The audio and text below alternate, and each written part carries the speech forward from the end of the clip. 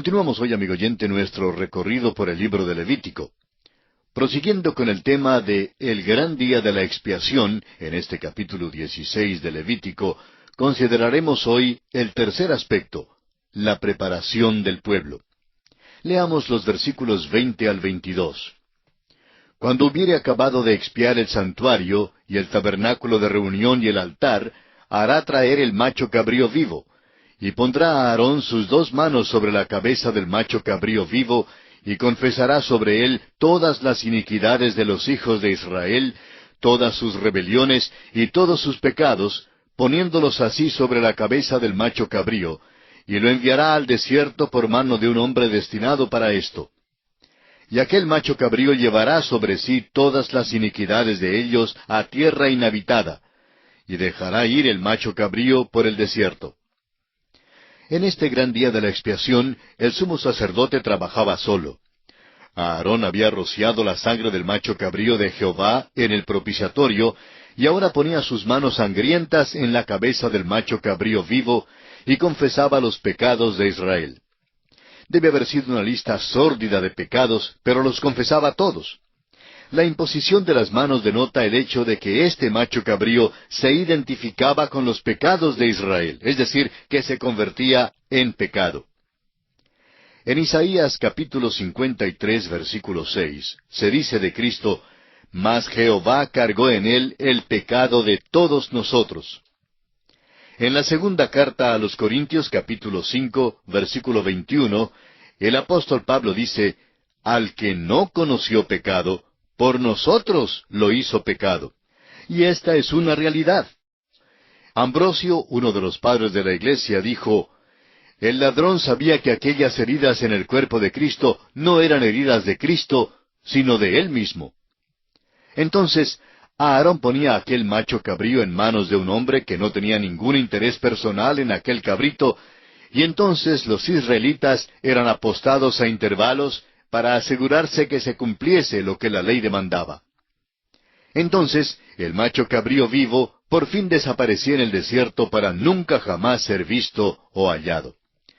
La noticia de que el macho cabrío se había ido era retransmitida de puesto en puesto para que fuera conocida unos pocos momentos después en el templo. Exactamente como la noticia era transmitida de puesto en puesto, también las buenas nuevas de que Cristo ha quitado nuestros pecados han sido retransmitidas desde Mateo, Marcos, Lucas y Juan a Pablo el apóstol y luego a los primeros padres de la Iglesia y por fin al tiempo suyo y al mío, a usted y a mí.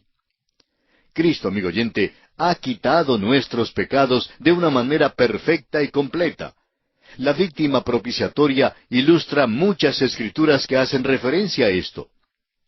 En el Salmo 103, versículo 12 leemos, «Cuanto está lejos el oriente del occidente, hizo alejar de nosotros nuestras rebeliones». Isaías 38, 17 nos dice, «He aquí, amargura grande me sobrevino en la paz, mas a ti agradó librar mi vida del hoyo de corrupción, porque echaste tras tus espaldas todos mis pecados». También en Isaías capítulo 44, versículo 22 leemos, «Yo deshice como una nube tus rebeliones, y como niebla tus pecados. Vuélvete a mí, porque yo te redimí». El profeta Jeremías nos dice en el capítulo 50 de su profecía, versículo 20, «En aquellos días y en aquel tiempo, dice Jehová, la maldad de Israel será buscada y no aparecerá, y los pecados de Judá y no se hallarán, porque perdonaré a los que yo hubiere dejado». Y también en el capítulo 31, versículo 34, Jeremías otra vez dice, «Y no enseñará más ninguno a su prójimo, ni ninguno a su hermano, diciendo, Conoce a Jehová, porque todos me conocerán, desde el más pequeño de ellos hasta el más grande, dice Jehová, porque perdonaré la maldad de ellos, y no me acordaré más de su pecado». Ahora, ¿qué significa el gran día de la expiación para el creyente? Pues es también un día santo para nosotros. Cuando el sumo sacerdote está allí, con las manos sangrientas puestas en la cabeza del macho cabrío, pensamos en nuestro Señor en la cruz. Juan le señaló diciendo en el capítulo 1 de su libro, versículo 29, He aquí el Cordero de Dios que quita el pecado del mundo. El apóstol Juan, en su primera carta, capítulo 1, versículo 7, dice, Pero si andamos en luz, como Él está en luz, tenemos comunión unos con otros, y la sangre de Jesucristo su Hijo nos limpia de todo pecado.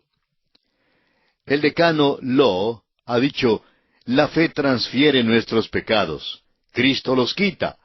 Dios los olvida. Volvamos ahora al capítulo 16 de Levítico y continuemos leyendo los versículos 23 y 24. Después vendrá Aarón al tabernáculo de reunión y se quitará las vestiduras de lino que había vestido para entrar en el santuario y las pondrá allí. Lavará luego su cuerpo con agua en el lugar del santuario y después de ponerse sus vestidos saldrá y hará su holocausto y el holocausto del pueblo y hará la expiación por sí y por el pueblo. Con esto, el ritual del gran día de la expiación había sido consumado. Sin ser irreverentes, permítanos decir que todo lo que le quedaba por hacer a Aarón era lavarse y ordenar las cosas.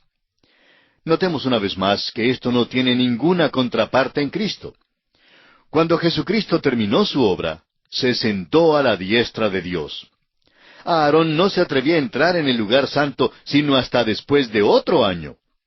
Nuestro Señor se sienta a la diestra de Dios porque ahora no hay ninguna mancha de pecado sobre Él, aunque llevó todos los pecados de todo el mundo en la cruz.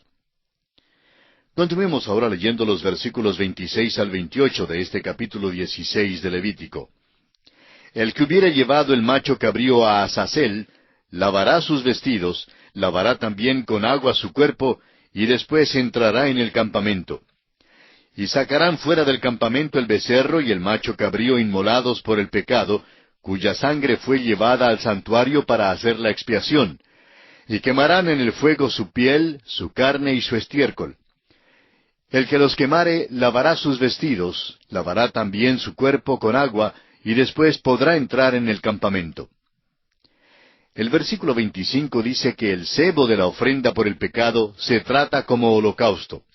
Ahora, el que llevaba al macho cabrío al desierto era contaminado por haber entrado en contacto con el macho cabrío vivo y tenía que lavarse a sí mismo y sus vestidos.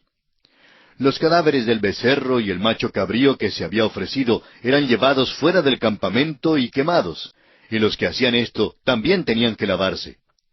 Amigo oyente, Dios inculcó en el corazón de estos israelitas el hecho de que eran pecadores perdidos.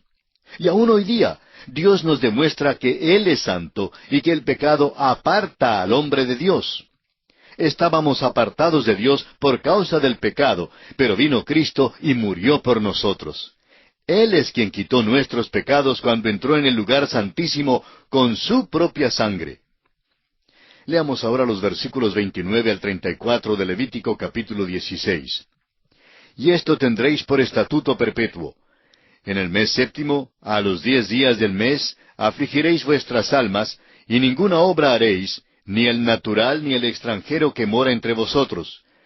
Porque en este día se hará expiación por vosotros, y seréis limpios de todos vuestros pecados delante de Jehová.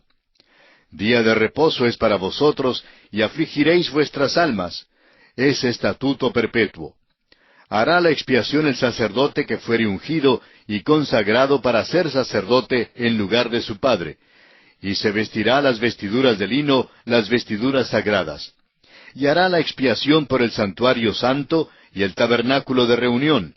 También hará expiación por el altar, por los sacerdotes y por todo el pueblo de la congregación. Y esto tendréis como estatuto perpetuo, para hacer expiación una vez al año por todos los pecados de Israel. Y Moisés lo hizo como Jehová le mandó. El día de la expiación es el único día de duelo y ayuno que Dios dio a su pueblo. En este día de expiación uno no dice, «Feliz Yom Kippur», ni «Gozoso Yom Kippur», pues así no es como se celebra ese día. Es el día para afligir el alma por causa del pecado. Es un día de duelo por el pecado. Esta era la única razón para el ayuno en el Antiguo Testamento. Este día tenía que ser celebrado hasta cuando viniera el sacrificio permanente y eternal, el cual fue cumplido por Cristo con su muerte en la cruz. Hay un himno que cantamos en nuestras iglesias y cuyas palabras nos expresan bien este pensamiento. Dice, levantado fue Jesús en la vergonzosa cruz, para darme la salud. Aleluya, gloria a Cristo. Soy indigno pecador, Él es justo Salvador. Dio su vida en mi favor. Aleluya, gloria a Cristo. Por mis culpas yo me vi en peligro de morir, mas Jesús murió por mí. Aleluya, gloria a Cristo. El rescate a Dios pagó, consumado es, declaró. Dios por eso me aceptó. Aleluya, gloria a Cristo. Y así, amigo oyente, toca a su fin nuestro estudio del capítulo 16 de este libro de Levítico. Y entramos ahora al capítulo 17. En este capítulo 17 estudiaremos el único lugar de sacrificio y el valor de la sangre. Este capítulo tiene una aplicación directa a la marcha a través del desierto y al período cuando los israelitas acampaban alrededor del tabernáculo. Tiene que ver con las consideraciones relacionadas con la ética antes que con las consideraciones ceremoniales. Los animales limpios para el alimento tenían que ser sacrificados en el tabernáculo. Solo los versículos 8 y 9 de este capítulo tienen que ver específicamente con la ofrenda ceremonial de un sacrificio a Dios. Después que la nación de Israel se esparció por toda la tierra de Palestina, algunos vivían a muchísimos kilómetros del tabernáculo. No habría sido factible ni aun posible que ellos trajeran los animales que iban a comer para matarlos en el tabernáculo. En Deuteronomio capítulo 12 veremos que Dios revisó las instrucciones que les había dado antes cuando ya estaban listos para entrar en la tierra. Ahora, ¿por qué dio Dios tales instrucciones? Bueno, Israel acababa de salir de Egipto, donde había estado rodeado por la idolatría. Habían adorado a los ídolos de Egipto y siempre existía el peligro de que cayeran de nuevo en la idolatría. Habían adorado los dioses de la naturaleza durante su estadía en Egipto.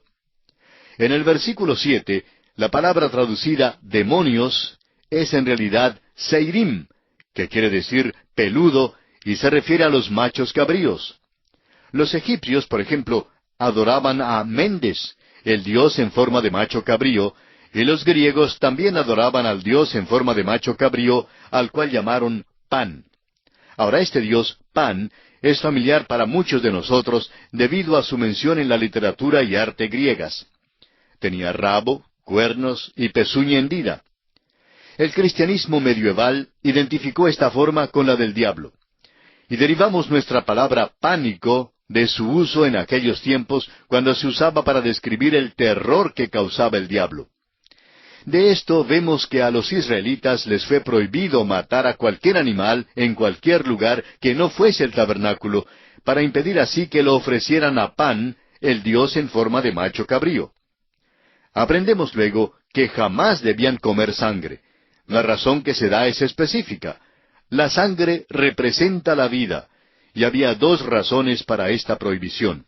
Primero, la vida es sagrada. Aún los animales no debían ser muertos innecesariamente. En segundo lugar, la sangre habla del sacrificio de Cristo. La vida es sagrada y debe ser protegida. Pero Cristo debe dar su vida para que el pecador pueda tener vida. La sangre y la vida son sinónimas. El hombre nunca debía comer sangre, pero debe tomar la sangre de Cristo, que quiere decir apropiarse por la fe de la sangre derramada de Cristo, la vida de Cristo que Él entregó para que tengamos vida. Vamos pues a amar, a alabar y a hablar de la sangre. Son muchas las veces que en la iglesia se trata de restarle importancia al tema del pecado. Y amigo oyente, siempre que hay vacilación en mencionar el pecado, sigue por consiguiente que se le da también poca importancia a la preciosa sangre de Cristo. Y esta es una situación sumamente peligrosa y delicada. Bien, entraremos de lleno en el estudio de este capítulo 17 de Levítico en nuestro próximo programa. Mientras tanto, le sugerimos que estudie los versículos que contiene el capítulo 17 de este libro de Levítico que seguimos considerando para estar mejor informado y mejor preparado para nuestro próximo estudio.